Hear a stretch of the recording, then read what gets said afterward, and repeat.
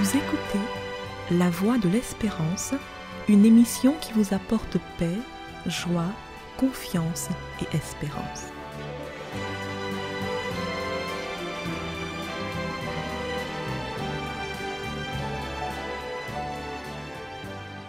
Bonjour la Guyane et bonjour à tous depuis la Guyane.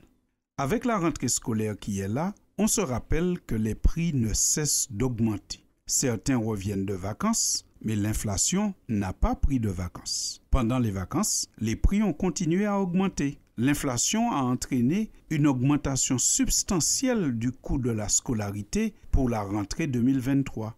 Par rapport à l'année dernière, la hausse serait de plus de 11%.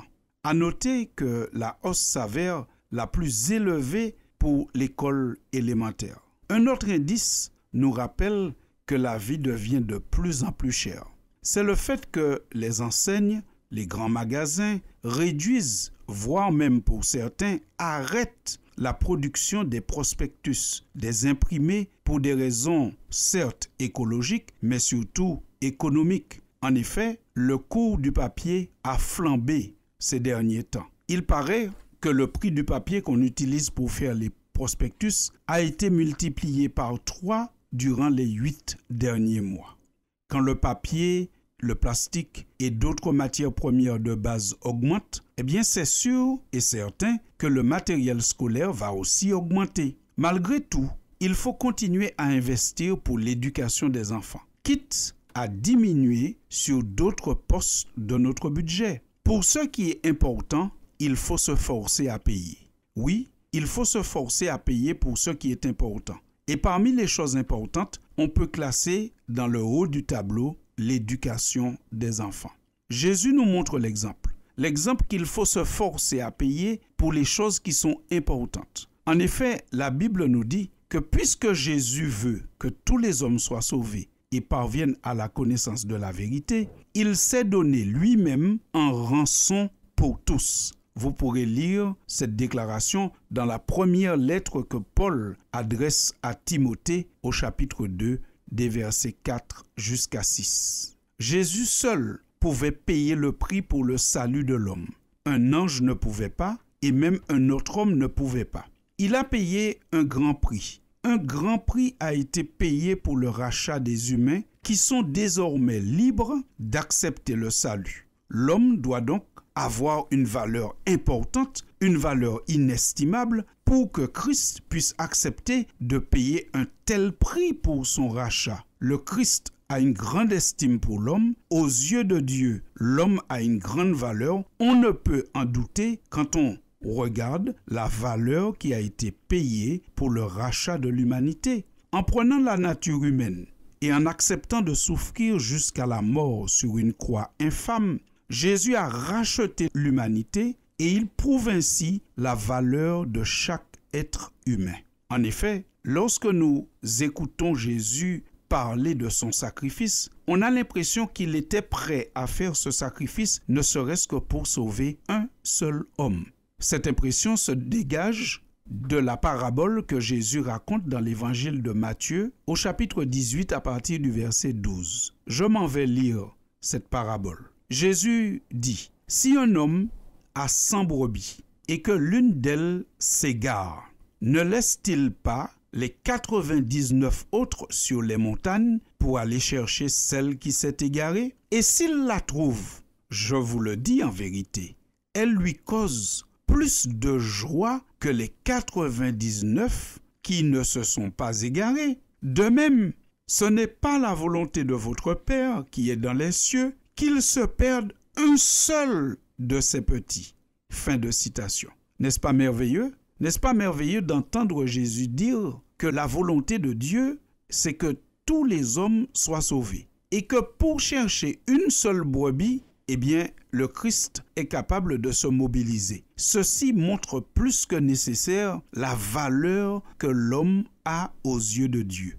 Eh bien, si chacun de nous pouvions considérer chaque enfant, chaque élève avec ce même regard, ce regard du Christ, le regard qui dit qu'il n'est pas de la volonté de Dieu qu'un seul de ses petits se perde. Chaque élève a un prix inestimable. Chaque élève a une valeur incommensurable et par conséquent, pas seulement les parents, mais nous tous, toute la société, nous sommes appelés à nous mobiliser pour aider un enfant à réussir. Alors, même si la scolarité coûte cher, vu la valeur d'un enfant, il faut accepter de payer, quitte à renoncer à certaines choses. La solidarité familiale doit jouer, la famille élargie, et même les amis, et même les associations caritatives. Tout le monde doit se mobiliser pour que nous puissions veiller à ce que chaque enfant ait son matériel scolaire en cette rentrée 2023. Que Dieu nous aide à avoir donc les yeux ouverts et le cœur ouvert, car chaque enfant a une valeur inestimable et il nous faut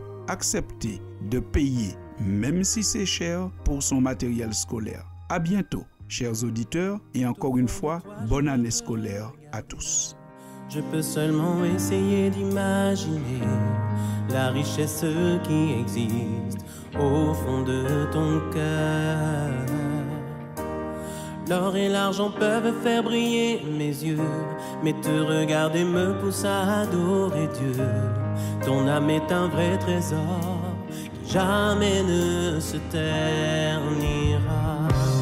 Le péché ne pourra jamais effacer l'image que Jésus sur ton cœur a gravé. Ce que tu as fait ou n'a pas réussi n'y peuvent rien changer. C'est Dieu qui t'a choisi. Ce qui fait de toi une personne de valeur n'est ni ce que tu as ou ce que tu sais faire. Voilà l'amour de Dieu pour toi, quel mystère. Tu es un miroir qui reflète l'image du Seigneur. Et si les gens ne te remarquent pas encore, le plus important est que Dieu reconnaisse ta valeur. Tu es inestimable, plus précieux que tout l'or et l'argent de la terre. Si tu as abandonné, Dieu n'abandonne jamais. Il est près de toi pour te relever. Si le monde te faisait tomber,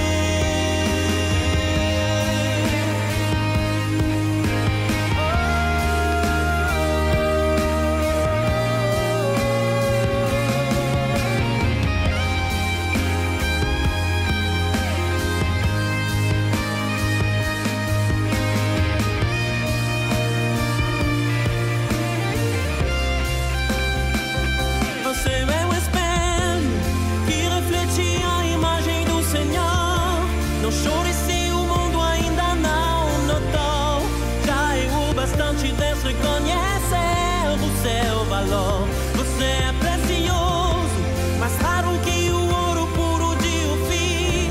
Se você desistiu, Deus não vai desistir. Ela está aqui pra te levantar.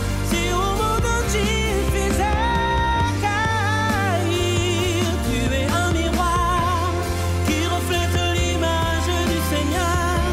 Et si les gens ne te remarquent pas encore, le plus important est que Dieu reconnaisse ta valeur.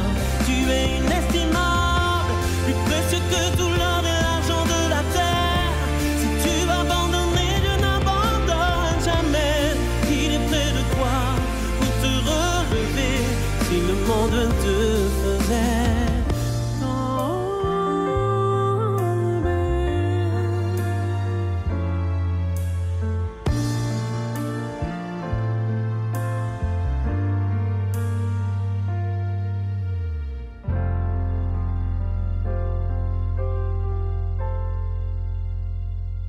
C'était La Voix de l'Espérance, une émission préparée par l'Église adventiste du 7e jour. Si vous désirez avoir une copie de la causerie d'aujourd'hui, demandez-la. Elle vous sera donnée gracieusement. Écrivez à La Voix de l'Espérance, boîte postale 169 97 324, Cayenne, CEDEX, ou téléphonez au 0594 25 64 26. Merci chers auditeurs et à bientôt.